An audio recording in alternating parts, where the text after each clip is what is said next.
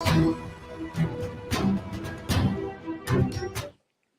ਸ਼੍ਰੀ ਅਕਾਲ। ਤੁਸੀਂ ਜੁੜੇ ਹੋਏ ਹੋ ਪੰਜਾਬੀ ਰੇਡੀਓ USA ਦੇ ਨਾਲ ਤੇ ਮੈਂ ਹਾਂ ਪ੍ਰਵੀਨ ਸ਼ਰਮਾ ਲੈ ਕੇ ਹਾਜ਼ਰ ਹਾਂ ਪ੍ਰੋਗਰਾਮ ਖਬਰ ਤੇ ਨਜ਼ਰ ਪ੍ਰੋਗਰਾਮ ਦੇ ਵਿੱਚ ਕਈ ਅਹਿਮ ਤੇ ਕਈ ਵੱਡੀਆਂ ਖਬਰਾਂ ਤੇ ਚਰਚਾ ਕਰਨ ਦੇ ਲਈ ਮੇਰੇ ਨਾਲ ਜੁੜ ਚੁੱਕੇ ਨੇ ਪੰਜਾਬ ਤੋਂ ਪੱਤਰਕਾਰ ਦੀਪਕ ਸ਼ਰਮਾ ਚਨਾਰਥਲ ਜੀ। ਉਹਨਾਂ ਦਾ ਸਵਾਗਤ ਕਰਾਂਗੇ, ਪਹਿਲਾਂ ਫਿਰ ਕਰਾਂਗੇ ਕਈ ਅਹਿਮ ਖਬਰਾਂ ਤੇ ਚਰਚਾ। ਸ਼ਰਮਾ ਜੀ ਸਤਿ ਸ਼੍ਰੀ ਅਕਾਲ, ਸਵਾਗਤ ਹੈ ਜੀ ਪੰਜਾਬੀ ਰੇਡੀਓ USA ਤੇ। ਸਤਿ ਸ਼੍ਰੀ ਅਕਾਲ ਪ੍ਰਵੀਨ ਜੀ, ਸਾਰੇ ਦਰਸ਼ਕਾਂ ਨੂੰ ਸਰੋਤਿਆਂ ਨੂੰ ਮੇਰੀ ਪਿਆਰ ਭਰੀ ਸਤਿ ਸ਼੍ਰੀ ਅਕਾਲ ਜੀ। ਪ੍ਰੋਗਰਾਮ ਦੇ ਵਿੱਚ ਅੱਗੇ ਵਧਣ ਤੋਂ ਪਹਿਲਾਂ ਧੰਨਵਾਦ ਕਰਦੇ ਚਲੀਏ ਸਪਾਂਸਰਸ ਦਾ, ਜਿਹੜੇ ਜ਼ਰੀਆ ਬਣਦੇ ਨੇ ਇਹਨਾਂ ਪ੍ਰੋਗਰਾਮਾਂ ਨੂੰ ਤੁਹਾਡੇ ਤੱਕ ਪਹੁੰਚਾਉਣ ਦੇ ਲਈ। ਖਾਲਸਾ ਇੰਸ਼ੋਰੈਂਸ ਏਜੰਸੀ ਵਾਲੇ, ਜਿਨ੍ਹਾਂ ਤੋਂ ਤੁਸੀਂ ਹਰ ਤਰੀਕੇ ਦੀ ਇੰਸ਼ੋਰੈਂਸ ਲੈ ਸਕਦੇ ਹੋ। ਇੰਸ਼ੋਰੈਂਸ ਬਾਰੇ ਪਤਾ ਕਰਨ ਦੇ ਲਈ ਉਹਨਾਂ ਦਾ ਨੰਬਰ ਹੈ 408-272-2500। ਕਵਰਡ ਕੈਲੀਫੋਰਨੀਆ ਤੇ ਓਬਾਮਾ ਕੇਅਰ ਬਾਬਤ ਅਮਰੀਕਾ ਭਰ ਦੇ ਵਿੱਚ ਸੇਵਾਵਾਂ ਦਿੰਦੇ ਨੇ। ਕਿਸੇ ਵੀ ਪਾਲਿਸੀ ਦੇ ਵਿੱਚ ਚੇਂਜ ਕਰਾਉਣਾ ਹੈ ਜਾਂ ਇਹਨਾਂ ਸੇਵਾਵਾਂ ਦਾ ਲਾਭ ਉਠਾਉਣਾ ਤਾਂ ਅੱਜ ਹੀ ਡਾਇਲ ਕਰੋ 408-272-2500।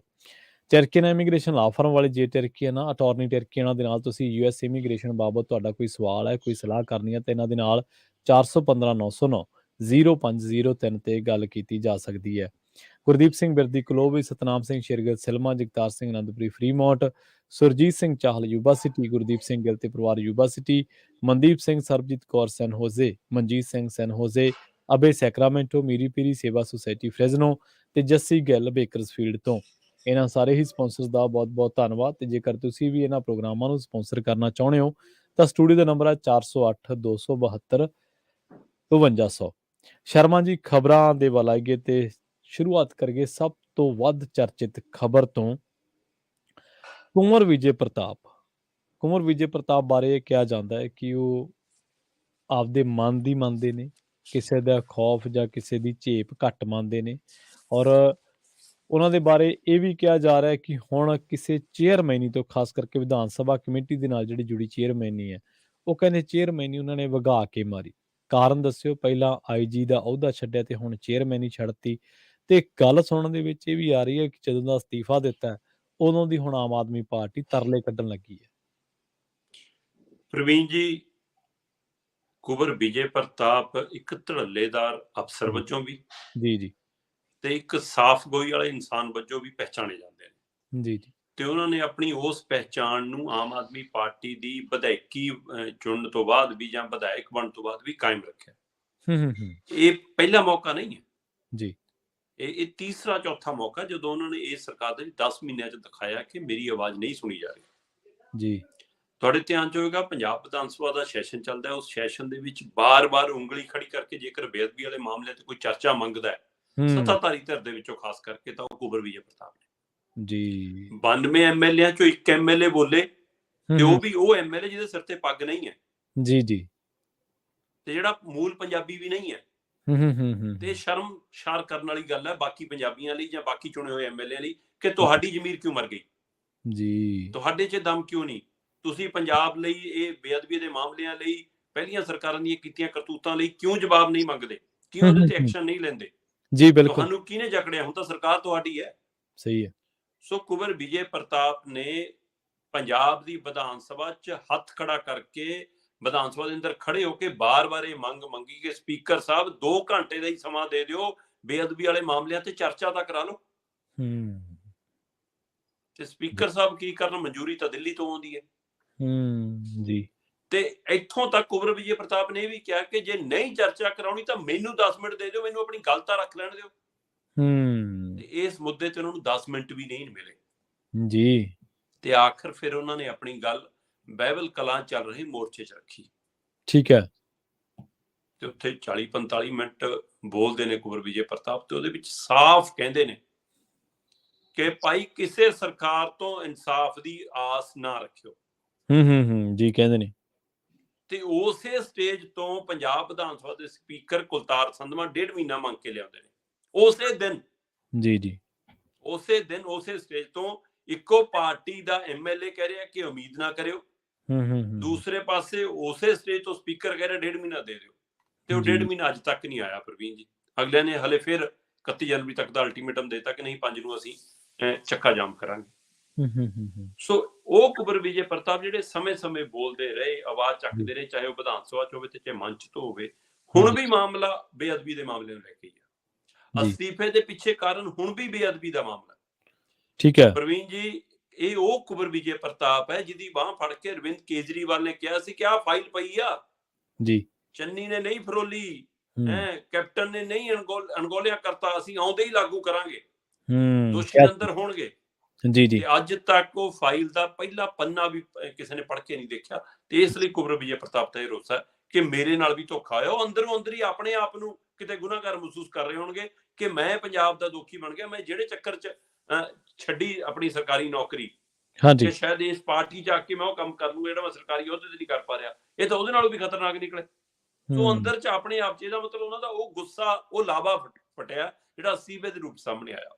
ਹੁਣ ਜੇਕਰ ਅਸਤੀਫੇ ਦੀ ਘਟਨਾਕ੍ਰਮ ਨੂੰ ਸਮਝਣਾ ਹੋਵੇ ਤਾਂ ਪ੍ਰਵੀਨ ਜੀ, ਕੁਬਰ ਵਿਜੇ ਪ੍ਰਤਾਪ ਭਰੋਸੇਯੋਗ ਜਿਹੜੀ ਕਮੇਟੀ ਬਣਾਈ ਗਈ ਆ ਪੰਜਾਬ ਵਿਧਾਨ ਸਭਾ ਦੀ, ਉਹਦੇ ਚੇਅਰਮੈਨ ਨੇ। ਠੀਕ ਹੈ। ਤੇ ਇਹਦੇ 3 ਮੈਂਬਰ ਨੇ ਜੀ, ਉਹ ਚੇਅਰਮੈਨ ਨੇ। ਤੇ ਇਸ ਕਮੇਟੀ ਦਾ ਕੰਮ ਹੁੰਦਾ ਹੈ ਕਿ ਪੰਜਾਬ ਦੀ ਵਿਧਾਨ ਸਭਾ ਦੇ ਵਿੱਚ ਜਿਹੜਾ ਵੀ ਕੋਈ ਮਤਾ ਆਉਂਦਾ, ਜਿਹੜਾ ਕੋਈ ਸਰਕਾਰ ਦਾ ਫੈਸਲਾ ਆਉਂਦਾ, ਉਸ ਨੂੰ ਅਮਲੀ ਜਾਮਾ ਪਹਿਨਾਇਆ ਜਾਂਦਾ, ਉਸ ਦੀ ਭਰੋਸੇਯੋਗਤਾ ਲੋਕਾਂ 'ਚ ਬਣੀ ਰਹੇ, ਉਹ ਅਮਲੀ ਰੂਪ 'ਚ ਲਾਗੂ ਹੋ ਸਕੇ, ਉਸ ਦੇ ਉੱਤੇ ਨਜ਼ਰਸਾਨੀ ਕਰਨਾ, ਉਸ ਨੂੰ ਅਗਲੇ ਪੜਾਵਾਂ ਤੱਕ ਲੈ ਕੇ ਜਾਣਾ, ਜੇਕਰ ਕਿਤੇ ਖੜੋਤ ਆਉਂਦੀ ਹੈ ਉਸ 'ਚ ਉਹਨੂੰ ਲੰਘਾਉਣਾ, ਇਹ ਕੰਮ ਹੈ। ਠੀਕ ਹੈ। ਤੇ ਇਸੇ ਹਵਾਲੇ ਨਾਲ ਮੈਂ ਇਹ ਪਤਾ ਕਰਨ ਦੀ ਕੋਸ਼ਿਸ਼ ਕੀਤੀ ਕਿ ਜਿਹੜਾ ਮਾਮਲਾ ਬਣਿਆ ਕਿ ਜੀ ਕੁਬਰ ਵਿਜੇ ਪ੍ਰਤਾਪ ਨੇ ਪੰਜਾਬ ਦੇ ਚੀਫ ਸੈਕਟਰੀ ਨੂੰ ਜੀ, ਪੰਜਾਬ ਸਰਕਾਰ ਦੇ ਮੁੱਖ ਮੰਤਰੀ ਸਾਹਿਬ ਦੇ ਪ੍ਰਿੰਸੀਪਲ ਸੈਕਟਰੀ ਨੂੰ ਤੇ ਨਾਲ ਹੀ ਪੰਜਾਬ ਦੇ ਡੀਜੀਪੀ ਨੂੰ, ਤਿੰਨਾਂ ਨੂੰ ਬੈਠਕ ਲਈ ਸੱਦ ਲਿਆ ਸੀ। ਜੀ ਜੀ। ਮੈਂ ਇਹ ਪਤਾ ਕਰਨ ਦੀ ਕੋਸ਼ਿਸ਼ ਕੀਤੀ ਕਿ ਕੀ ਇਹ ਸੰਭਵ ਹੈ, ਕੀ ਇਹਨਾਂ ਕੋਲ ਅਧਿਕਾਰ ਹੈ ਬੈਠਕ ਬਣਾਉਣ ਦਾ। ਇਹ ਗੱਲ ਅਧਿਕਾਰੀਆਂ ਤਾਂ ਦੱਸੀ, ਕੁਲਤਾਰ ਸੰਧਵਾ ਹੋਰਾਂ ਨੇ ਖੁਦ ਮੰਨੀ ਕਿ ਹਾਂ ਉਹਨਾਂ ਕੋਲ ਅਧਿਕਾਰ ਹੈ। ਮੇਰੀ ਗੱਲ ਹੋਈ ਜੀ ਜੀ, ਮੈਂ ਫੋਨ ਕੀਤਾ ਤੇ ਉਹਨਾਂ ਨੇ ਮੰਨੀ ਇਹ ਗੱਲ ਕਿ ਹਾਂ ਬਿਲਕੁਲ ਕੁਬਰ ਵਿਜੇ ਪ੍ਰਤਾਪ ਨੂੰ ਇਹ ਅਧਿਕਾਰ ਹੈ ਕਿ ਉਹ ਬੈਠਕ ਬੁਲਾ ਸਕਦੇ ਨੇ। ਠੀਕ ਹੈ। ਪਰ ਕਹਿੰਦੇ ਕਿ ਇਹ ਵੱਖਰਾ ਸਵਾਲ ਖੜਾ ਹੋ ਗਿਆ ਕਿ ਫਿਰ ਉਸੇ ਦਿਨ ਕੁਲਤਾਰ ਸੰਧਵਾ ਹੋਰਾਂ ਨੇ ਬੈਠਕ ਕਿਉਂ ਬੁਲਾ ਲਈ।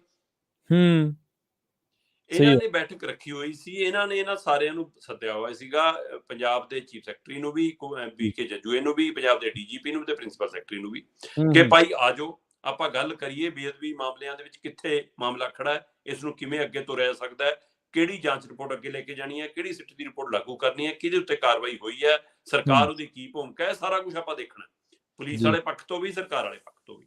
ਸੋ ਇਸ ਲਈ ਬੈਠਕ ਸੀ। ਪਰ ਅਚਾਨਕ ਇੱਕ ਦਿਨ ਪਹਿਲਾਂ ਸੁਨੇਹਾ ਲੱਗਦਾ ਹੈ, ਜਿੰਨੀਆਂ ਵਿਧਾਨ ਸਭਾ ਦੀਆਂ ਕਮੇਟੀਆਂ ਨੇ 90% ਦੇ ਵਿੱਚ ਤਾਂ ਆਮ ਆਦਮੀ ਪਾਰਟੀ ਦੇ ਆਗੂ ਦੇ ਮੁਖੀ ਨੇ, 1-2 ਕਮੇਟੀਆਂ ਨੇ ਜਿਹ ਚ ਵਿਰੋਧੀ ਧਿਰ ਦਾ ਕੋਈ ਲੀਡਰ ਹੈਗਾ ਮੋਢੀ।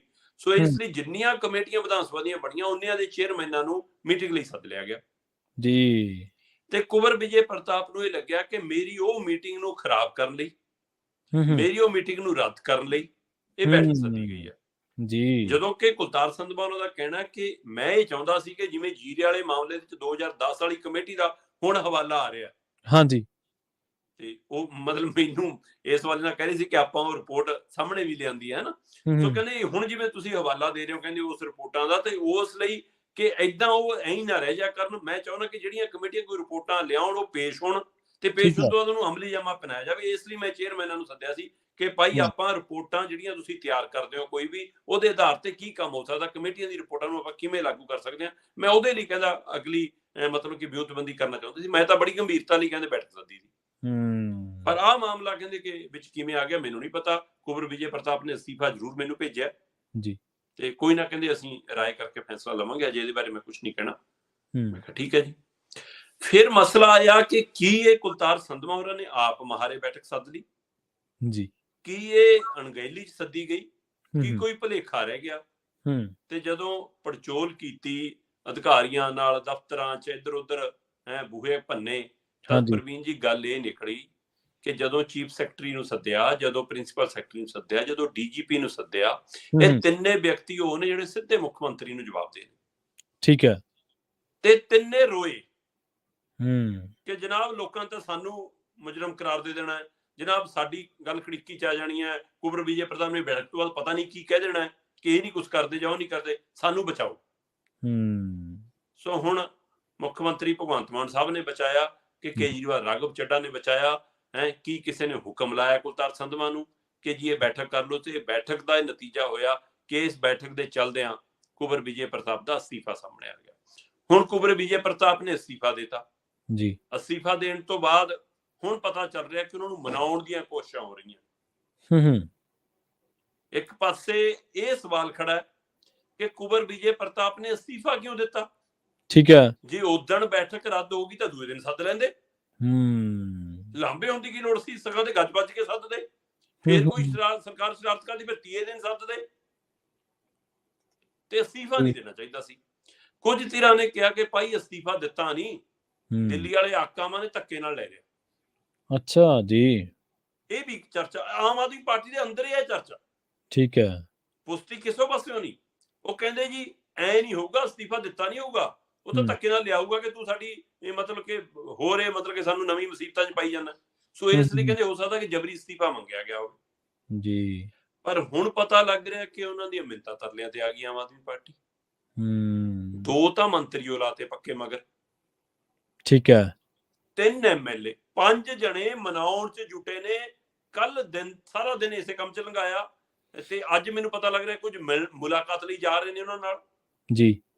ਤੇ ਪੂਰੀ ਜੱਦੋਜਹਿਦ ਲੱਗੀ ਹੈ। ਫਿਰ ਜੇ ਮਨਾਉਣਾ ਹੈ ਫਿਰ ਅਸਤੀਫਾ ਦੀ ਕਹਾਣੀ ਦੇ ਪਿੱਛੇ ਜੇ ਦਿੱਲੀ ਹੈ ਫਿਰ ਮਨਾਉਣ ਵਾਲਾ ਡਰਾਮਾ ਹੈ, ਫਿਰ ਅਸਤੀਫਾ ਪ੍ਰਵਾਨ ਹੋਏਗਾ।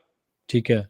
ਜੇਕਰ ਰੋਸਾ ਹੈ ਕੁੰਵਰ ਵਿਜੇ ਪ੍ਰਤਾਪ ਦਾ ਫਿਰ ਉਹ ਰੋਸੇ ਨੂੰ ਠੰਡਾ ਕਰਨ ਦੀ ਕੋਸ਼ਿਸ਼ ਕਰਨਗੇ। ਮੈਨੂੰ ਪਤਾ ਲੱਗ ਰਿਹਾ 2 ਮੰਤਰੀ ਜਿਹੜੇ ਲਾਏ ਨੇ ਉਹ ਪੂਰਾ ਭਰੋਸਾ ਦੇ ਰਹੇ ਨੇ ਕਿ ਫਿਕਰ ਨਾ ਕਰੋ ਕੁੰਵਰ ਸਾਹਿਬ, ਅਸੀਂ ਤੁਹਾਡੀ ਵਾਲੀ ਫਾਈਲ ਅਨੁਸਾਰ ਕਾਰਵਾਈ ਕਰਾਂਗੇ। ਫਿਕਰ ਨਾ ਕਰੋ ਕੁੰਵਰ ਸਾਹਿਬ, ਦੋਸ਼ੀਆਂ ਨੂੰ ਅੰਦਰ ਦੇਵਾਂਗੇ। ਸਾਨੂੰ ਪਤਾ ਹੈ ਪੰਜਾਬ ਦਾ ਮਾਮਲਾ ਹੈ, ਅਸੀਂ ਵੀ ਚਾਹੁੰਦੇ ਹਾਂ, ਤੁਸੀਂ ਫਿਕਰ ਨਾ ਕਰੋ, ਸਾਨੂੰ ਪਤਾ ਹੈ। ਸੋ ਇਸ ਬਾਰੇ ਨਾਲ ਕੀ ਇਹ 24 ਤੱਕ ਲਿਜਾਣ ਦੀ ਕਵਾਇਦ ਆਮ ਆਦਮੀ ਪਾਰਟੀ ਦੀ ਇਸ ਮਾਮਲੇ ਨੂੰ ਜਾਂ 27 ਤੱਕ ਖਿੱਚਣ ਦੀ ਕਵਾਇਦ ਹੈ। ਇਹਦੇ ਪਿੱਛੋਂ ਫਿਰ ਵੋਟਾਂ ਹਾਸਲ ਕਰਨ ਦੀ ਸੋਚ ਰਹੀ ਹੈ ਆਮ ਆਦਮੀ ਪਾਰਟੀ। ਜੇਕਰ ਇਹ ਵੋਟਾਂ ਦੀ ਸਿਆਸਤ ਨਾ ਹੁੰਦੀ ਤਾਂ ਹੁਣ ਤੱਕ ਕਾਰਵਾਈ ਹੋਈ ਹੁੰਦੀ ਜੀ। ਸੋ ਜਾਂ ਇਹ ਇਸ ਮਸਲੇ ਨੂੰ ਠੰਡੇ ਵਸਤੀ ਪਾਉਣਾ ਚਾਹੁੰਦੇ ਨੇ। ਜੋ ਵੀ ਹੈ ਕੁੰਵਰ ਵਿਜੇ ਪ੍ਰਤਾਪ ਦੇ ਸਟੈਂਡ ਨੇ ਇੱਕ ਵਾਰ ਫਿਰ ਪੰਜਾਬ ਨੂੰ ਭਰੋਸਾ ਦਵਾਇਆ ਕਿ ਫਿਕਰ ਨਾ ਕਰੋ, ਇਸ ਮਸਲਿਆਂ ਦੇ ਉੱਤੇ ਲੜਨ ਵਾਲੀਆਂ ਧਿਰਾਂ ਜੇ ਜਿਉਂਦੀਆਂ ਜੀ। ਸੋ ਬਿਲਕੁਲ ਸਿਆਸਤ ਹੁਣ ਪੂਰੀ ਗਰਮਾਈ ਹੋਈ ਹੈ ਆਮ ਆਦਮੀ ਪਾਰਟੀ ਦੀ। ਉਧਰ ਵਿਰੋਧੀਆਂ ਦੇ ਨਿਸ਼ਾਨੇ ਵੀ ਆ ਰਹੇ ਨੇ ਆਮ ਆਦਮੀ ਪਾਰਟੀ ਦੇ ਕਿ ਇਹਨਾਂ ਦਾ ਆਪਣਾ MLA ਤੇ ਜਿਹੜਾ ਪਹਿਲਾਂ ਬੇਅਦਬੀ ਮਾਮਲਿਆਂ ਨਾਲ ਜੁੜਿਆ ਰਿਹਾ ਉਹ ਬੰਦਾ ਇਹਨਾਂ ਤੋਂ ਨਾਰਾਜ਼ ਹੈ, ਇਹਨਾਂ ਦੀ ਕਾਰਕਰਦਗੀ ਤੋਂ ਨਾਰਾਜ਼ ਹੈ। ਅਗਲੀ ਖਬਰ ਦੇ ਵੱਲ ਵਧੀਆ ਸ਼ਰਮਾ ਜੀ ਤੇ ਗੱਲ ਕਰੀਏ ਡੇਰਾ ਮੁਖੀ ਦੀ। ਕਹਿੰਦੇ ਡੇਰਾ ਮੁਖੀ ਦੀਆਂ ਮੌਜਾਂ ਹੀ ਮੌਜਾਂ, ਪਹਿਲਾਂ ਪੇਰੋਲ ਮਿਲ ਗਈ ਤੇ ਹੁਣ ਸਜ਼ਾ ਮਾਫੀ ਹੋ ਗਈ। ਬਿਲਕੁਲ ਪ੍ਰਵੀਨ ਜੀ, ਇਸ ਤੋਂ ਵੱਧ ਹੋਰ ਕੀ ਚਾਹੀਦਾ ਬੰਦੇ ਨੂੰ ਕਿ 55 ਦਿਨਾਂ 'ਚ ਦੂਜੀ ਵਾਰ ਪੈਰੋਲ ਮਿਲ ਜਾਵੇ, 1 ਸਾਲ ਦੇ ਵਿੱਚ ਹੀ 4-4 ਵਾਰ ਪੈਰੋਲ ਮਿਲ ਜਾਣ ਤੇ ਫਿਰ ਉੱਪਰ ਦੀ ਸਜ਼ਾ ਮਾਫੀ ਦਾ ਤੋਹਫਾ ਵੀ ਮਿਲ ਜਾਵੇ। ਮਤਲਬ ਬੜਾ ਸੱਚਾ ਸੁੱਚਾ ਬੰਦਾ ਹੋਣਾ, ਬੜਾ ਚੰਗੇ ਕੰਮ ਕੀਤੇ ਹੋਣੇ ਜੀ। ਜਿਸ ਵਿਅਕਤੀ ਦੇ ਉੱਤੇ ਆਪਣੀਆਂ ਧੀਆਂ ਜਿਹੜੀਆਂ ਉਹਨੂੰ ਪਿਤਾ ਜੀ ਕਹਿੰਦੀਆਂ ਨੇ, ਹਾਂਜੀ, ਉਹਦੇ ਬਲਾਤਕਾਰਾਂ ਦੇ ਦੋਸ਼ ਸਾਬਤ ਹੋ ਗਏ ਹੁਣ ਜੀ। ਜਿਹੜਾ ਆਪਣੇ ਆਪ ਨੂੰ ਸੰਤ ਗੁਰਮੀਤ ਸਿੰਘ ਰਾਮ ਰਹੀਮ ਕਹਾਉਂਦਾ ਹੋਵੇ, ਸੰਤ ਵੀ ਲਾਉਂਦਾ ਹੈ, ਗੁਰਮੀਤ ਵੀ ਲਾਉਂਦਾ ਹੈ, ਗੁਰੂ ਦਾ ਮੀਤ, ਰਾਮ ਵੀ ਲਾਉਂਦਾ ਹੈ ਜੀ, ਸਿੰਘ ਵੀ ਲਾਉਂਦਾ ਹੈ, ਰਹੀਮ ਵੀ ਲਾਉਂਦਾ ਹੈ ਤੇ ਇੰਨੇ ਅਲੰਕਾਰ ਲਾ ਕੇ ਉਹ ਪਰਮਾਤਮਾ ਦੇ ਨਾਮਾਂ ਦੇ ਨਾਲ ਆਪਣੇ ਆਪ ਨੂੰ ਰੱਬ ਬਣਾਉਣ ਵਾਲਾ ਤੇ ਆਪਣੀਆਂ ਸਾਧਵੀਆਂ ਤੋਂ ਪਿਤਾ ਕਹਾਉਣ ਵਾਲਾ ਉਸ ਬੰਦੇ ਦੇ ਉੱਤੇ ਬਲਾਤਕਾਰ ਦਾ ਵੀ ਕੇਸ ਹੋਵੇ ਤੇ ਸਜ਼ਾ ਹੋ ਗਈ ਹੋਵੇ ਤੇ ਉਸ ਬੰਦੇ ਦੇ ਉੱਤੇ ਪੱਤਰਕਾਰ ਛਤਰਪਤੀ ਦੇ ਕਤਲ ਦਾ ਦੋਸ਼ ਸਾਬਤ ਹੋ ਗਿਆ ਹੋਵੇ ਤੇ ਜਿਹੜਾ ਅਜੇ ਵੀ ਆਪਣੇ ਡੇਰੇ ਦੇ ਵਿੱਚ ਆਪਣੇ ਪ੍ਰੇਮੀਆਂ ਨੂੰ, ਆਪਣੇ ਲਈ ਸੇਵਾਦਾਰਾਂ ਨੂੰ, ਕੰਮ ਕਰਨ ਵਾਲਿਆਂ ਨੂੰ ਨਿਪੁੰਸਕ ਕਰਨ ਦੇ ਮਾਮਲਿਆਂ 'ਚ ਕੋਰਟ ਕਚਹਿਰੀਆਂ 'ਚ ਅਜੇ ਵੀ ਸਵਾਲਾਂ ਦੇ ਘੇਰੇ 'ਚ ਹੋਵੇ ਤੇ ਉਸ ਵਿਅਕਤੀ ਤੇ ਸਰਕਾਰ ਮਿਹਰਬਾਨ ਹੋਵੇ ਤਾਂ ਸਵਾਲ ਤਾਂ ਹੋਣਗੇ ਜਨਾਬ ਜੀ। ਜੀ ਹੱਦ ਹੈ। ਮਤਲਬ ਕਿ ਹਰਿਆਣਾ ਸਰਕਾਰ ਨੇ ਅਜਿਹੀ ਬਸ਼ਰਮੀ ਲਾਈ ਹੈ ਪ੍ਰਵੀਨ ਜੀ ਕਿ 2017 ਤੋਂ 2023 ਤੱਕ 4 ਵਾਰ ਪੈਰੋਲ ਮਿਲੀ, ਜਿਹਦੇ ਵਿੱਚੋਂ 3 ਵਾਰ ਸਿਰਫ 2022 'ਚ ਮਿਲ ਗਈ। ਅਸਲ 'ਚ ਕੋਸ਼ਿਸ਼ਾਂ ਪ੍ਰਵੀਨ ਜੀ ਜੇਲ੍ਹ 'ਚ ਜਾਣ ਤੋਂ ਬਾਅਦ ਜਦੇ ਵੀ ਹੋਈਆਂ ਸੀ। ਕਦੇ ਮੇਰੀ ਬੇਬੇ ਬਿਮਾਰ ਆ, ਮੈਨੂੰ ਪੈਰੋਲ ਦੇ ਦਿਓ, ਮੇਰਾ ਢਿੱਡ ਦੁਖਦਾ, ਮੈਨੂੰ ਪੈਰੋਲ ਦੇ ਦਿਓ, ਮੇਰੀ ਖੇਤੀ ਉਜੜ ਗਈ। ਉਸ ਸਮੇਂ ਕੁਝ ਅਧਿਕਾਰੀਆਂ ਨੇ ਸਖਤ ਸਟੈਂਡ ਲਏ ਪ੍ਰਵੀਨ ਜੀ। ਹਾਂਜੀ, ਮੇਰੇ ਅੱਜ ਵੀ ਯਾਦ ਹੈ ਜੇਲ੍ਹ ਵੱਲੋਂ, ਸਰਕਾਰ ਵੱਲੋਂ ਪੁਰਜ਼ੋਰ ਨਾਲ ਇਸ ਮਾਮਲੇ ਤੇ ਪੈਰੋਲ ਦੇਣ ਦੀ ਤਿਆਰੀ ਹੋ ਗਈ ਕਿ ਖੇਤੀ ਉਜੜ ਰਹੀ ਹੈ ਜੀ, ਉਹ ਸੰਭਾਲਣ ਦਾ ਬੰਦੇ ਨੂੰ ਅਧਿਕਾਰ ਹੈ ਜੀ, ਉਹਦੇ ਤਹਿਤ ਪੈਰੋਲ ਮਿਲਣੀ ਚਾਹੀਦੀ ਆ। ਠੀਕ ਹੈ। ਤੇ ਇੱਕ ਤਹਿਸੀਲਦਾਰ ਨੇ ਸਟੈਂਡ ਲੈ ਲਿਆ, ਕਹਿੰਦਾ ਜੀ ਮੈਨੂੰ 1 ਇੰਚ ਵੀ ਜ਼ਮੀਨ ਦਿਖਾ ਦਿਓ ਕਿ ਗੁਰਮੀਤ ਸਿੰਘ ਰਾਮ ਰਹੀਮ ਦੇ ਨਾਂ ਤੇ ਕੋਈ ਜ਼ਮੀਨ ਬੋਲਦੀ ਹੋਵੇ, ਮੈਂ ਛੱਡ ਦੇਣਾ। ਠੀਕ ਹੈ ਜੀ। ਜੀ ਤਹਿਸੀਲਦਾਰ ਅੜ ਗਿਆ, ਕਹਿੰਦਾ ਜਦੋਂ ਇਹਦੇ ਨਾਂ ਤੇ ਖੇਤ ਹੀ ਨਹੀਂ ਬੋਲਦੇ, ਇਹਦੇ ਨਾਂ ਤੇ ਐਗਰੀਕਲਚਰ ਜ਼ਮੀਨ ਹੀ ਨਹੀਂ ਬੋਲਦੀ ਤਾਂ ਪੈਰੋਲ ਕਿਸ ਨਾਂ ਤੇ, ਕਿਹੜੀ ਫਸਲ ਉਜੜਨ ਦੀ ਗੱਲ ਕਰਦਾ। ਕਹਿੰਦਾ ਕਿਹੜੀ ਪਾਰਟੀ ਦੀ ਵੋਟਾਂ ਦੀ ਫਸਲ ਬਚਾਉਣੀ ਹੈ ਜੀ। ਸੋ ਅੱਜ ਕੱਲ ਉਹ ਤਹਿਸੀਲਦਾਰ ਕਿੱਥੇ ਨੇ, ਇਹ ਆਪਣੇ ਆਪ 'ਚ ਸਵਾਲ ਹੈ। ਸੋ ਕਿਹੜੀ ਥਾਂ ਤੇ ਲਾਇਆ ਉਹਨਾਂ ਨੂੰ ਅੱਜ ਕੱਲ। ਪਰ ਉਹ ਤੋਂ ਬਾਅਦ ਫਿਰ ਸਰਕਾਰ ਦੇ ਨਿਯਮਾਂ ਇਹੋ ਜਿਹੇ ਘੜੇ, ਸਰਕਾਰ ਨੇ ਫਾਰਮੂਲੇ ਇਹੋ ਜਿਹੇ ਘੜੇ ਕਿ ਲੈ ਇੱਕ ਨਹੀਂ, 2 ਵਾਰ ਨਹੀਂ, 3 ਵਾਰ, ਚੌਥੀ ਵਾਰ ਪੈਰੋਲ ਮਿਲ ਗਈ। ਜੀ ਔਰ ਬਿਲਕੁਲ। ਚਾਰੋਂ ਵਾਰ ਦੀ ਪੈਰੋਲ ਤੇ ਗੌਰ ਕਰਕੇ ਦੇਖੋ ਪ੍ਰਵੀਨ ਜੀ, ਤੁਹਾਨੂੰ ਸਾਫ਼ ਫਰਕ ਨਜ਼ਰ ਆਊਗਾ ਕਿ ਕਿਵੇਂ ਹਿੰਮਤ ਵੱਧਦੀ ਹੈ ਸਰਕਾਰ ਦੀ।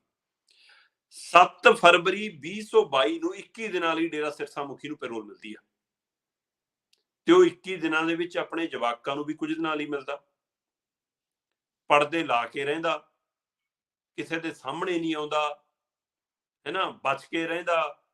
ਤੇ ਸਰਕਾਰ ਦੀ ਹਿੰਮਤ ਵੱਧ ਗਈ। ਲੈ ਜੀ, ਕਿਸੇ ਨੇ ਨਹੀਂ ਪੁੱਛਿਆ, ਕਿਸੇ ਨੇ ਨਹੀਂ ਬੋਲਿਆ, 4 ਜਣੇ ਰੌਲਾ ਪਾਉਂਦੇ ਆ, ਪਾ ਲੈਣ, ਮੀਡੀਆ ਵਾਲੇ ਬੋਲਦੇ ਆ, ਬੋਲਣ, ਕੋਈ ਗੱਲ ਨਹੀਂ, ਚੱਕੋ ਜੀ। 17 ਜੂਨ 2022 ਆ ਗਈ ਪੈਰੋਲ, ਜਿਹੜੀ ਪਹਿਲੀ ਵਾਰ 21 ਦਿਨਾਂ ਵਾਲੀ ਸੀ ਉਹ ਵੱਧ ਕੇ 30 ਦਿਨਾਂ ਦੀ ਹੋ ਗਈ ਦੂਜੀ ਵਾਰ। ਤੇ ਬਾਬਾ ਜੀ ਮਿਲਣ ਲੱਗ ਗਏ ਜੀ ਸੰਗਤ ਨੂੰ, ਮੁਲਾਕਾਤਾਂ ਪ੍ਰੇਮੀਆਂ ਨਾਲ ਹੋਣ ਲੱਗ ਗਈਆਂ, ਖਾਸ ਪ੍ਰਬੰਧਕਾਂ ਨਾਲ ਹੋਣ ਲੱਗ ਗਈਆਂ, ਬੈਠਕਾਂ ਦੇ ਦੌਰ ਸ਼ੁਰੂ ਹੋ ਗਏ, ਤੇ ਉਹ ਤੋਂ ਬਾਅਦ ਪਰਿਵਾਰ ਆਪਣਾ ਸਾਰਾ ਬਾਹਰ ਵੀ ਤੋਰਤਾ।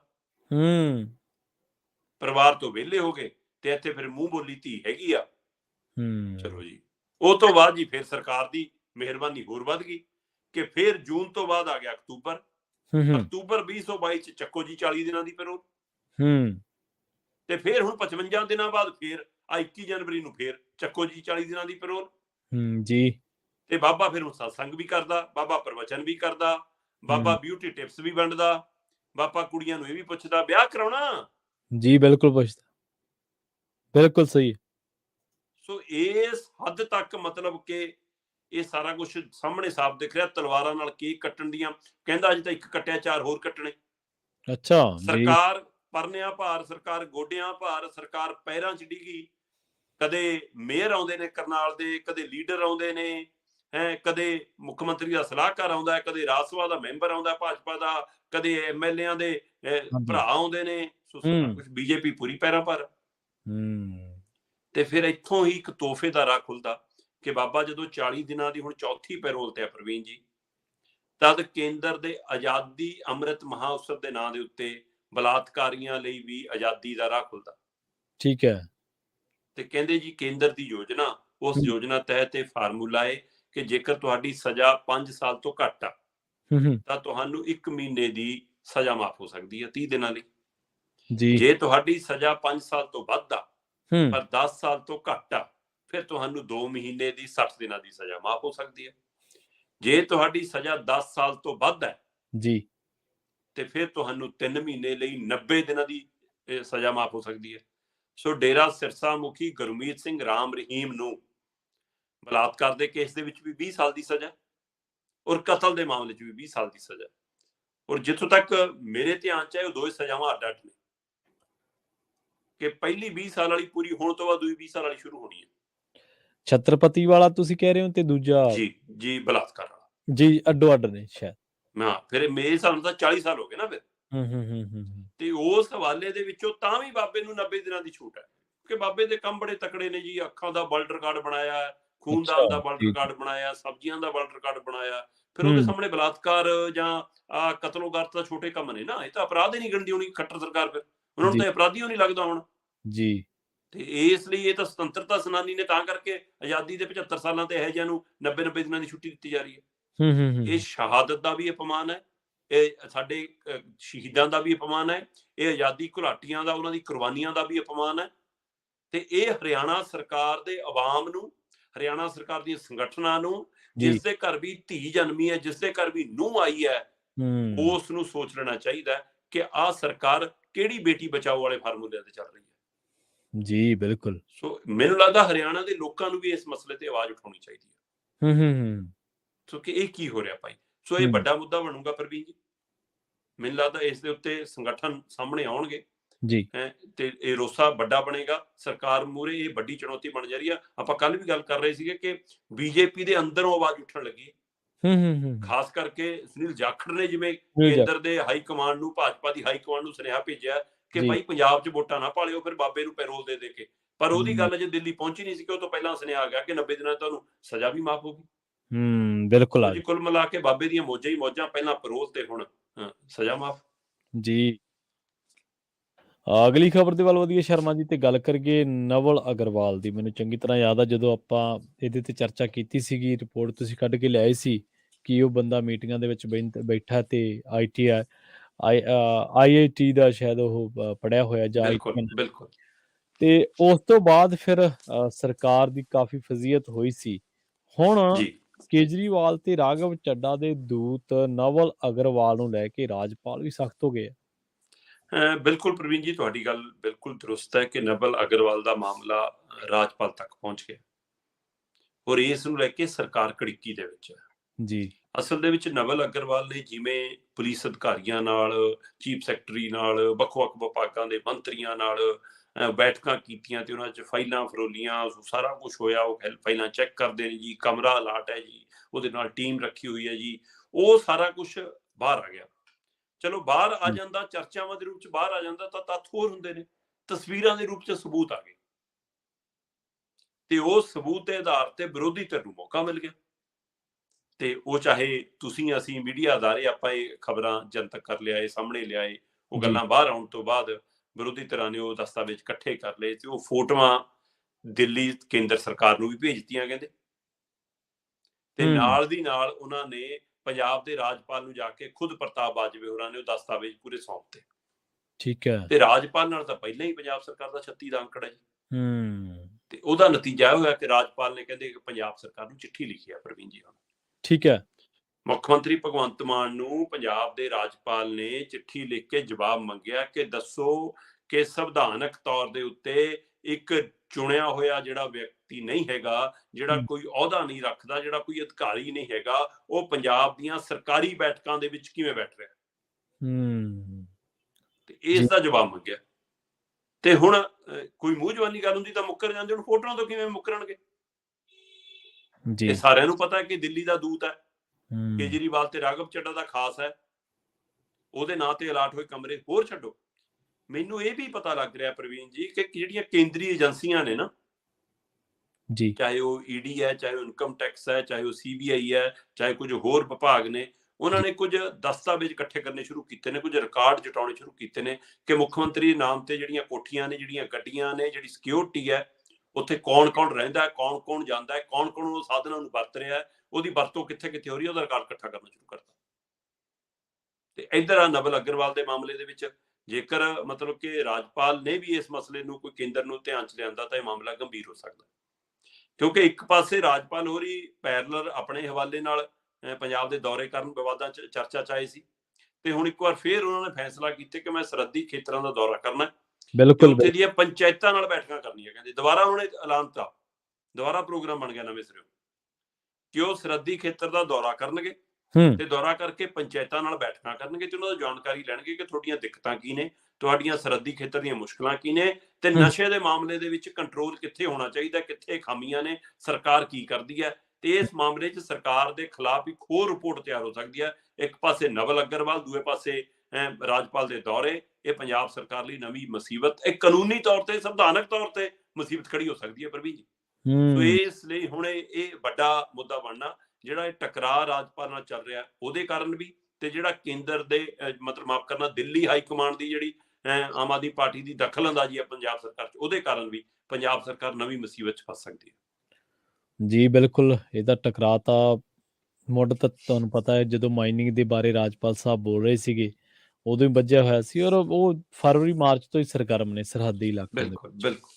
ਹੁਣ ਉਹਨਾਂ ਦੀਆਂ ਸਰਗਰਮੀਆਂ ਦਾ ਕਾਰਨ ਕੀ, ਅੰਦਰ ਖਾਤੇ ਉਹ ਕੀ ਕਰਨਾ ਚਾਹੁੰਦੇ ਨੇ, ਮਤਲਬ ਸਮਝੋ ਬਾਹਰ ਹੈ।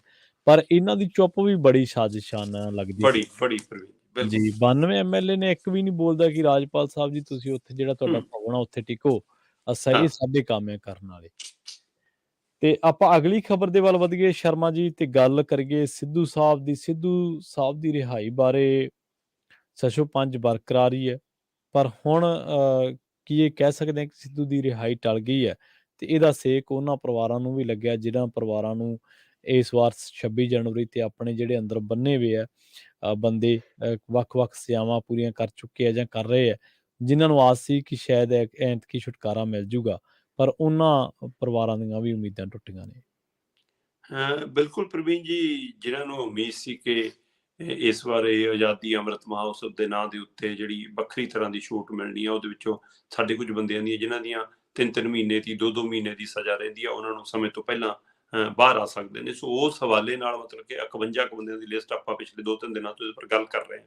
ਹਾਂਜੀ, ਹਾਂਜੀ। ਸੋ ਹੁਣ ਇੱਕ ਤਕਨੀਕੀ ਪਹਿਲੂ ਵੀ ਪਤਾ ਲੱਗ ਰਿਹਾ ਪ੍ਰਵੀਨ ਜੀ, ਜਿਹੜੀ ਆਪਾਂ ਗੱਲ ਕਰ ਰਹੇ ਸੀ ਕੈਬਨਿਟ ਵਾਲੀ, ਉਸ ਮਸਲੇ ਤੇ ਕਿ ਜ਼ਰੂਰੀ ਨਹੀਂ ਹੁੰਦਾ ਕੈਬਨਿਟ ਦੇ ਵਿੱਚ ਮੁੱਖ ਮੰਤਰੀ ਚਾਹੁਣ ਤਾਂ ਉਹ ਆਪਣੇ ਹਵਾਲੇ ਨਾਲ ਸਹੀ ਪਾ ਕੇ ਭੇਜ ਸਕਦੇ ਨੇ, ਠੀਕ ਹੈ। ਤੇ ਉਹ ਸਹੀ ਤੋਂ ਬਾਅਦ ਰਾਜਪਾਲ ਦੀ ਮੋਹਰ ਲੱਗਣੀ ਹੁੰਦੀ ਹੈ। ਜੀ, ਜੀ। ਸੋ ਕੱਲ ਤੱਕ ਇਹ ਬੰਬਲਪੂਸਾ ਪਿਆ ਰਿਹਾ ਜੀ ਕਿ ਜੇਲ੍ਹ ਦੇ ਬਾਹਰੋਂ, ਜੇਲ੍ਹ ਦੇ ਅੰਦਰੋਂ ਜੀ ਸਮਾਨ ਆ ਗਿਆ, ਸਿੱਧੂ ਦਾ ਬਾਹਰ ਘਰੇ ਪਹੁੰਚ ਗਿਆ, ਹੂੰ। ਤੇ ਇੱਧਰ ਇਹ ਰੌਲਾ ਪਈ ਗਿਆ ਜੀ ਕਿ ਫਾਈਲ ਜੀ ਗਈ ਹੋਈ ਹੈ ਰਾਜਪਾਲ ਕੋਲ, ਠੀਕ ਹੈ। ਤੇ ਜੀ ਉੱਥੋਂ ਵਾਪਸ ਆ ਗਈ ਜੀ। ਹੁਣ ਪਤਾ ਇਹ ਲੱਗ ਰਿਹਾ ਕਿ ਰਾਜਪਾਲ ਨੇ ਕਿਹਾ ਕਿ ਭਾਈ ਜਿਹੜੇ 51 ਬੰਦਿਆਂ ਨੂੰ ਤੁਸੀਂ ਰਿਹਾ ਕਰਨਾ ਹੈ, ਉਹਨਾਂ ਦੀ ਇਕੱਠੀ ਲਿਸਟ ਨਾ ਭੇਜੋ ਜੀ, ਉਹਨਾਂ ਦੀ ਕੱਲੇ ਦੀ ਫਾਈਲ ਬਣਾਓ, ਪੂਰੇ ਕੇਸ ਦੀ ਫਾਈਲ ਬਣਾ ਕੇ ਭੇਜੋ। ਠੀਕ ਹੈ। ਤੇ ਇੰਨਾ ਕੰਮ ਕਿੱਥੇ ਕਰਦੇ ਆ ਸਾਡੇ ਅਫਸਰ ਅਧਿਕਾਰੀ, ਤੇ ਇਸ ਲਈ ਤਾਂ ਥਕਾਉਣ ਵਾਲਾ ਕੰਮ ਹੈ। ਤੇ ਇਹ ਵੀ ਪਤਾ ਲੱਗਿਆ ਕਿ ਰਾਜਪਾਲ ਨੇ ਕਿਹਾ ਕਿ ਇਹ ਕਾਫੀ ਵੱਡਾ ਮਾਮਲਾ ਹੈ, ਇਸ ਲਈ ਕੈਦੀ ਵੱਖੋ-ਵੱਖ ਤਰ੍ਹਾਂ ਦੇ ਨੇ, ਤੇ ਮੈਂ ਚਾਹਾਂਗਾ ਕਿ ਇਹਨੂੰ ਕੈਬਨਿਟ ਚੋਂ ਹੋ ਕੇ ਲਿਆਓ, ਤੇ ਇਹ ਵੀ ਨਿਰਦੇਸ਼ ਦਿੱਤੇ ਆ। ਸੋ ਕੈਬਨਿਟ ਹੁਣ 3 ਤਰੀਕ ਤੇ ਚਲੀ ਗਈ, ਪਹਿਲਾਂ 1 ਫਰਵਰੀ ਦੀ ਗੱਲ ਸੀ, ਫਿਰ 3 ਫਰਵਰੀ ਚਲੀ ਗਈ। ਹੁਣ ਇਹਦਾ ਮਤਲਬ 51 ਬੰਦੇ ਦੀ ਰਿਹਾਈ ਤਾਂ ਸੰਭਵ ਨਹੀਂ ਲੱਗਦੀ ਫਿਲਹਾਲ। ਤੁਰੰਤ ਕੋਈ ਹੋ ਜਾਵੇ, ਕੁਝ ਸਰਕਾਰ ਆਪ ਅਪਰੋਚ ਕਰ ਲਵੇ ਰਾਜਪਾਲ ਤੱਕ, ਮੁੱਖ ਮੰਤਰੀ ਪਹੁੰਚ ਕਰ ਲੈਣੇ, ਵੱਖਰੀ ਗੱਲ ਹੈ, ਕਿਉਂਕਿ ਪਰ ਅੱਜ ਤਾਂ ਵੱਖ-ਵੱਖ ਸਮਾਗਮਾਂ 'ਚ ਉਲਝੇ ਹੋਏ ਨੇ। ਅੱਜ ਝੰਡਾ ਵੀ ਲਹਿਰਾਉਣਾ ਹੈ, ਤੇ 500 ਕਲੀਨਿਕਾਂ ਦਾ ਵੀ ਉਦਘਾਟਨ ਦੀ ਤਿਆਰੀਆਂ ਚੱਲ ਰਹੀਆਂ ਨੇ। ਸੋ ਇਹ ਸਾਰਾ ਕੁਝ ਹੈ। ਕੇਜਰੀਵਾਲ ਨੂੰ ਮੁੱਖ ਮਹਿਮਾਨ ਵੀ ਬਣਾਇਆ। ਪਰ ਸਵਾਲ ਇਹ ਹੈ ਪ੍ਰਵੀਨ ਜੀ ਕਿ ਜੇ ਰਾਜਪਾਲ ਨੇ ਵੱਖੋ-ਵੱਖ 51 ਦੇ 51 ਕੈਦੀਆਂ ਦੀ ਸੂਚੀ ਵੱਖ-ਵੱਖ ਕੇਸਾਂ ਦੇ ਹਵਾਲੇ ਨਾਲ ਮੰਗੀ ਆ, ਤਾਂ ਉਹ ਕਹਿੰਦੇ ਮੈਂ ਜਾਣਨਾ ਚਾਹੁੰਦਾ ਕਿ ਜਿਹਨੂੰ ਤੁਸੀਂ ਛੂਟ ਦੇ ਰਹੇ ਹੋ, ਜਿਹਦੀ ਤੁਸੀਂ ਸਜ਼ਾ ਘਟਾ ਰਹੇ ਹੋ, ਉਹਦੇ ਅਪਰਾਧ ਕਹੇ ਜਿਹੇ ਨੇ, ਉਹਦਾ ਪਿਛੋਕੜ ਕਹੇ ਜਾ, ਉਹਦਾ ਮਾਮਲਾ ਕੀ ਸੀ, ਕਿਹੜੇ ਮਾਮਲੇ 'ਚ ਉਹਨੂੰ ਸਜ਼ਾ ਹੋਈ ਆ। ਸੋ ਇਸ ਲਈ ਉਹ ਜਾਣਨਾ ਚਾਹੁੰਦੇ ਨੇ। ਚੰਗਾ ਲੱਗ ਲਿਆ ਕਿ ਰਾਜਪਾਲ ਸਾਹਿਬ ਜਾਣਨਾ ਚਾਹੁੰਦੇ ਨੇ, ਤੇ ਹਰਿਆਣਾ ਸਰਕਾਰ ਕਿਉਂ ਨਹੀਂ ਜਾਣਨਾ ਚਾਹੁੰਦੀ ਫਿਰ ਇਹੋ ਜਿਹਾ ਕੁਝ? ਉੱਥੇ ਇਕੱਲੇ ਦੀ ਫਾਈਲ ਕਿਉਂ ਨਹੀਂ ਗਈ? ਕਿ ਉੱਥੇ ਇਕੱਲਾ ਨਾ ਹੀ ਲਿਖ ਕੇ ਗਿਆ ਕਿ ਗੁਰਮੀਤ ਸਿੰਘ ਰਾਵਰੀਨ ਤੇ ਰਾਜਪਾਲ ਨੂੰ ਪਤਾ ਨਾ ਹੋਵੇ, ਮੁੱਖ ਮੰਤਰੀ ਨੂੰ ਪਤਾ ਨਾ ਹੋਵੇ ਕਿ ਅੱਛਾ ਇੱਕ ਆਮ ਕੈਦੀ ਹੋਣਾ, ਕੋਈ ਨਾ ਛੱਡ ਦੋ। ਸੋ ਉੱਥੇ ਇਕੱਲੇ ਦੀ ਫਾਈਲ ਦਾ ਕੇਸ ਕਿਉਂ ਨਹੀਂ ਬਚਿਆ ਗਿਆ ਕਿ ਹਾਂ ਭਾਈ ਇਹ ਬਲਾਤਕਾਰੀ ਹੈ, ਇਹ ਕਾਤਲ ਹੈ ਨਾ? ਇਹ ਸਵਾਲ ਫਿਰ ਉੱਠੂਗਾ। ਸੋ ਇਸ ਲਈ ਫਿਲਹਾਲ ਜੀ ਨਵਜੋਤ ਸਿੱਧੂ ਦੀ ਰਿਹਾਈ ਹੋਣ ਦੀ ਸੰਭਾਵਨਾ ਕਿਤੇ ਵੀ ਨਜ਼ਰ ਨਹੀਂ ਆ ਰਹੀ ਫਿਲਹਾਲ। ਤਾਂ ਹੁਣ ਸਰਕਾਰ ਕਹਿੰਦੇ ਇਸ ਮਸਲੇ ਤੇ ਵਿਚਾਰ ਕਰ ਰਹੀ ਆ ਕਿ ਜਿਹੜਾ ਇਹ ਸਰਕਾਰ ਨੇ, ਕੇਂਦਰ ਸਰਕਾਰ ਨੇ ਤਜਵੀਜ਼ ਲਿਆਂਦੀ ਆ, ਇਹ ਆਜ਼ਾਦੀ ਅੰਮ੍ਰਿਤ ਮਹੋਤਸਵ ਨਾਮ ਤੇ ਸਕੀਮ ਲਿਆਂਦੀ ਆ, ਇਹਦੇ ਵਿੱਚ ਇੱਕ ਚੋਰ ਮੋਰੀ ਪਈ ਆ ਕਿ ਇਹ 'ਚ ਲਿਖਿਆ ਹੀ ਨਹੀਂ ਗਿਆ ਕਿ ਕੀ ਇਹ ਸਿਰਫ 26 ਜਨਵਰੀ ਤੱਕ ਲਾਗੂ ਹੈ ਜਾਂ 26 ਜਨਵਰੀ ਤੋਂ ਬਾਅਦ ਵੀ ਲਾਗੂ ਹੈ। ਠੀਕ ਹੈ ਜੀ। ਸੋ ਇਸ ਲਈ ਕਹਿੰਦੇ ਹੁਣ ਉਹ ਪਤਾ ਕਰਾ ਰਹੇ ਨੇ ਕੇਂਦਰ ਤੋਂ ਕਿ ਜੇ ਹੁਣ ਨਹੀਂ ਜੀ ਕਿ ਅਸੀਂ 3 ਤਰੀਕ ਨੂੰ ਪਾਸ ਕਰ ਦਈਏ ਫਿਰ ਹੋ ਜਾਊਗਾ। ਤੇ ਇਸ ਲਈ ਇਹਦਾ ਮਤਲਬ ਪਹਿਲਾਂ ਤਾਂ ਇਹ ਸਾਫ਼ ਹੋਵੇ ਕਿ 3 ਤਰੀਕ ਤੋਂ ਬਾਅਦ ਹੋ ਸਕਦਾ ਕਿ ਨਹੀਂ। ਦੂਸਰਾ, ਫਿਰ ਸਰਕਾਰ ਦੀ ਮਨਸ਼ਾ ਹੈ ਨਵਜੋਤ ਸਿੱਧੂ ਨੂੰ ਛੱਡਣ ਦੀ ਕਿ ਨਹੀਂ। ਤੀਜਾ, ਰਾਜਪਾਲ ਦਿੱਲੀ ਦੇ ਹਵਾਲੇ ਨਾਲ, ਭਾਜਪਾ ਦੇ ਹਵਾਲੇ ਨਾਲ ਚਾਹੁਣਗੇ ਕਿ ਹਾਂ ਇਹਦੀ ਫਾਈਲ ਤੇ ਦਸਤਖਤ ਕਰਾਂ ਕਿ ਨਾ। ਸੋ ਕਿੰਨੇ ਪੜਾਵਾਂ ਚੋਂ ਨਿਕਲ ਕੇ ਫਿਰ ਪਤਾ ਲੱਗਣਾ ਸਿੱਧੂ ਦੀ ਰਿਹਾਈ। ਅੱਜ ਦੇ ਸਮੇਂ ਹੁਣ ਜਦੋਂ ਆਪਾਂ ਪ੍ਰੋਗਰਾਮ ਕਰ ਰਹੇ ਹਾਂ ਤਦ ਪਤਾ ਲੱਗ ਰਿਹਾ ਕਿ ਫਿਲਹਾਲ ਰਿਹਾਈ ਸੰਭਵ ਨਹੀਂ ਹੈ। ਤੇ ਸ਼ਾਮ ਢਲਦਿਆਂ ਕੱਲ ਤੱਕ ਕੋਈ ਨਵਾਂ ਫਾਰਮੂਲਾ ਆ ਜਾਵੇ ਤਾਂ ਪਤਾ ਨਹੀਂ ਤਾਂ ਫਿਰ 3 ਤਰੀਕ ਤੋਂ ਪਹਿਲਾਂ ਤਾਂ ਅਜੇ ਇਸ ਗੱਲ ਦੀ ਚਰਚਾ ਬੰਦ ਕਰ ਦੇਣੀ ਚਾਹੀਦੀ ਜੀ। ਬਿਲਕੁਲ, ਚਰਚਾ ਤਕਰੀਬਨ ਬਣਦੀ ਹੈ ਕਿਉਂਕਿ ਅੱਜ ਤੋਂ ਕੁਝ ਘੰਟੇ ਬਾਅਦ ਹੀ ਹੁਣ ਤੋਂ ਜਿਹੜਾ 26 ਜਨਵਰੀ ਲੰਘ ਜਾਣਾ, ਔਰ ਜਿਹੜੀ 26 ਜਨਵਰੀ ਤੇ ਰਿਹਾਈ ਹੋਣੀ ਸੀ, ਉਹਦੇ ਜਿਹੜੇ ਉਤਸ਼ਾਹ ਸੀਗਾ ਸਮਰਥਕਾਂ ਦੇ, ਵਰਕਰਾਂ ਦੇ ਵਿੱਚ, ਉਹ ਤਾਂ ਮੱਠਾ ਪੈ ਹੀ ਜਾਣਾ। ਖੈਰ, ਸਿੱਧੂ ਸਾਹਿਬ ਦੇ ਆਉਣ ਦੇ ਨਾਲ ਪੰਜਾਬ ਦੀ ਸਿਆਸਤ ਦਾ ਜੋ ਨਕਸ਼ਾ ਹੋਊਗਾ ਸਿਆਸੀ, ਉਹ ਵੀ ਵੇਖਣਯੋਗ ਹੋਊਗਾ। ਤੇ ਜਾਂਦਿਆਂ ਦੀ ਗੱਲ ਕਰੀਏ ਲਖੀਮਪੁਰ ਖੀਰੀ ਦੀ, ਇਸ ਦੇ ਵਿੱਚ ਜਿਹੜਾ ਕਥਿਤ ਤੌਰ ਤੇ ਦੋਸ਼ੀ ਮੰਨਿਆ ਗਿਆ ਇਸ ਵੇਲੇ ਸਲਾਖਾਂ ਦੇ ਪਿੱਛੇ ਹੈ ਆਸ਼ੀਸ਼ ਮਿਸ਼ਰਾ, ਉਹਨੂੰ ਜ਼ਮਾਨਤ ਮਿਲ ਗਈ ਹੈ ਸ਼ਰਮਾ ਜੀ, ਤੇ ਨਾਲ ਹੀ ਯੂਪੀ ਤੇ ਦਿੱਲੀ ਛੱਡਣ ਦੇ ਹੁਕਮ ਵੀ ਹੋ ਗਏ ਨੇ ਜੀ। ਬਿਲਕੁਲ ਜੀ। ਸੁਪਰੀਮ ਕੋਰਟ ਨੇ ਬਕਾਇਦਾ ਇਸ ਨੂੰ ਅਗਾਊਂ ਜ਼ਮਾਨਤ ਵਜੋਂ ਜ਼ਮਾਨਤ ਦੇ ਦਿੱਤੀ ਹੈ ਮਤਲਬ, ਤੇ ਹੁਣ ਉਹ ਜੇਲ੍ਹ ਤੋਂ ਬਾਹਰ ਆ ਜਾਏਗਾ।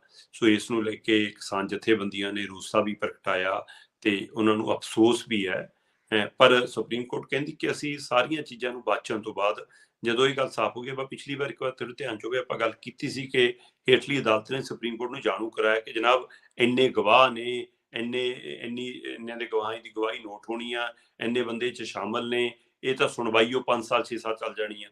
ਸੋ ਇਸ ਹਵਾਲੇ ਨਾਲ ਮਤਲਬ ਕਿ ਫਿਰ ਉਹਦਾ ਅਧਿਕਾਰ ਬਣਦਾ ਜੀ ਉਹਨੂੰ ਕਾਨੂੰਨੀ ਤੌਰ ਤੇ ਜ਼ਮਾਨਤ ਮਿਲੇ। ਸੋ ਇਸ ਲਈ ਕਹਿੰਦੇ ਕਿ ਉਹ ਸਾਰੇ ਹਵਾਲੇ ਬਾਚਣ ਤੋਂ ਬਾਅਦ ਪਿਛਲੀ ਵਾਰ ਰਾਖਵਾਂ ਰੱਖ ਲਿਆ ਸੀ ਫੈਸਲਾ, ਤੇ ਹੁਣ ਸੁਪਰੀਮ ਕੋਰਟ ਨੇ ਕੱਲ ਇਹ ਫੈਸਲਾ ਸੁਣਾਇਆ ਕਿ ਠੀਕ ਹੈ, ਉਸਨੂੰ ਅਸੀਂ 8 ਹਫ਼ਤਿਆਂ ਦੀ ਅੰਤਰਿਮ ਜ਼ਮਾਨਤ ਦਿੰਦੇ ਹਾਂ। ਸੋ ਉਹਨੂੰ 8 ਹਫ਼ਤਿਆਂ ਦੀ ਜ਼ਮਾਨਤ ਮਿਲ ਗਈ, ਪਰ ਨਾਲ ਹੀ ਸੁਪਰੀਮ ਕੋਰਟ ਨੇ ਕੁਝ ਹਦਾਇਤਾਂ ਤੈਅ ਕੀਤੀਆਂ ਪ੍ਰਵੀਨ ਜੀ। ਉਹ ਹਦਾਇਤਾਂ ਦੇ ਵਿੱਚ ਪਹਿਲੀ ਹਦਾਇਤ ਹੈ ਕਿ ਪਾਸਪੋਰਟ ਜਮ੍ਹਾਂ ਕਰਾ ਦਿਓ, ਤੁਸੀਂ ਭਾਰਤ ਛੱਡ ਕੇ ਨਹੀਂ ਜਾ ਸਕਦੇ। ਜੀ। ਦੂਸਰੀ ਹਦਾਇਤ ਇਹ ਹੈ ਕਿ ਤੁਸੀਂ ਆਪਣੀ ਲੋਕੇਸ਼ਨ ਅਪਡੇਟ ਰੱਖੋਗੇ, ਜਿੱਥੇ ਤੁਸੀਂ ਹੋਵੋਗੇ ਉਹਦੀ ਜਾਣਕਾਰੀ ਪੁਲਿਸ ਨੂੰ ਤੇ ਅਦਾਲਤ ਨੂੰ ਹੋਣੀ ਚਾਹੀਦੀ ਹੈ। ਤੀਸਰੀ ਇਹ ਹੈ ਕਿ ਜੇਲ੍ਹ ਚੋਂ ਬਾਹਰ ਆਉਣ ਤੋਂ ਬਾਅਦ 1 ਹਫ਼ਤੇ ਦੇ ਅੰਦਰ ਅੰਦਰ ਤੁਸੀਂ ਯੂਪੀ ਤੇ ਦਿੱਲੀ ਛੱਡ ਦੋਗੇ। ਤੁਸੀਂ ਨਾ ਠੀਕ। ਯੂਪੀ 'ਚ ਰਹੋਗੇ, ਨਾ ਦਿੱਲੀ 'ਚ ਰਹੋਗੇ। ਪਰ ਹੂੰ, ਜਿੱਥੇ ਰਹੋਗੇ ਉਹਦੀ ਜਾਣਕਾਰੀ ਨਾਲ ਦੀ ਨਾਲ ਰੋਜ਼ ਦੀ ਰੋਜ਼ ਮਿਲਣੀ ਚਾਹੀਦੀ ਹੈ। ਹੂੰ, ਔਰ ਜਦੋਂ ਤੁਹਾਡੇ ਨਾਲ ਸੰਪਰਕ ਸਾਧਨ ਦੀ ਕੋਸ਼ਿਸ਼ ਹੋਵੇ, ਤੁਹਾਡੇ ਨਾਲ ਸੰਪਰਕ ਕੀਤਾ ਜਾ ਸਕੇ। ਸੋ ਕੁਝ ਅਜਿਹੀਆਂ ਸਖਤ ਹਦਾਇਤਾਂ ਜ਼ਰੂਰ ਨਾਲ ਕੀਤੀਆਂ ਗਈਆਂ ਨੇ। ਤੇ ਨਾਲ ਹੀ ਕਿਹਾ ਗਿਆ ਕਿ ਜੇਕਰ ਕਿਤੇ ਵੀ ਅਦਾਲਤ ਨੂੰ, ਪੁਲਿਸ ਨੂੰ, ਸਰਕਾਰ ਨੂੰ ਇਹ ਮਹਿਸੂਸ ਹੋਵੇ ਕਿ ਹੂੰ, ਇਹ ਕੇਸ ਨੂੰ ਪ੍ਰਭਾਵਿਤ ਕਰ ਰਿਹਾ ਜਾਂ ਗਵਾਹਾਂ ਨੂੰ ਪ੍ਰਭਾਵਿਤ ਕਰ ਰਿਹਾ, ਗਵਾਹਾਂ ਨਾਲ ਕੋਈ ਸੰਪਰਕ ਸਾਧ ਰਿਹਾ, ਉਹਨਾਂ ਨੂੰ ਕੋਈ ਧਮਕਾਉਣ ਡਰਾਉਣ ਦੀ ਕਾਰਵਾਈ ਕਰਦੀ ਹੈ, ਤਾਂ ਤੁਰੰਤ ਜ਼ਮਾਨਤ ਰੱਦ ਕਰਨ ਦਾ ਅਧਿਕਾਰ। ਠੀਕ ਹੈ। ਸੋ ਇਸ ਲਈ ਇਹ ਸਾਰੀਆਂ ਹਦਾਇਤਾਂ ਦੇ ਨਾਲ ਉਸਨੂੰ ਜ਼ਮਾਨਤ ਮਿਲੀ ਹੈ। ਤੇ ਜ਼ਮਾਨਤ ਦੇ ਨਾਲ ਇੱਕ ਵਾਰ ਫਿਰ ਉਹਦਾ ਪਿਓ ਦਾ ਮਾਮਲਾ ਵੀ ਚਰਚਾ ਦੇ ਵਿੱਚ ਹੈ ਕਿ ਭਾਈ ਉਹਦੀ ਕੁਰਸੀ ਤਾਂ ਬਰਕਰਾਰ। ਸੋ ਹੁਣ ਇਹ ਦੇਖਦੇ ਹਾਂ ਇਹ ਤੋਂ ਬਾਅਦ ਇਹ ਮਾਮਲਾ ਮਤਲਬ ਕਿ ਜੇ ਜ਼ਮਾਨਤ ਦਾ ਦੌਰ ਸ਼ੁਰੂ ਹੋਇਆ ਤਾਂ ਅੱਜ 8 ਹਫ਼ਤਿਆਂ ਦੀ ਮਿਲੀ ਹੈ, ਕੱਲ੍ਹ ਨੂੰ ਫਿਰ ਵੱਧ ਵੀ ਜਾਣੀ ਆ। ਜਦੋਂ ਤੱਕ ਕੇਸ ਫਾਈਨਲ ਨਹੀਂ ਹੁੰਦਾ ਫਿਰ ਜ਼ਮਾਨਤ ਇੱਕ ਵਾਰ ਰਾਹ ਖੁੱਲਣ ਵਾਲੀ ਕੰਮ ਹੁੰਦਾ ਨਾ।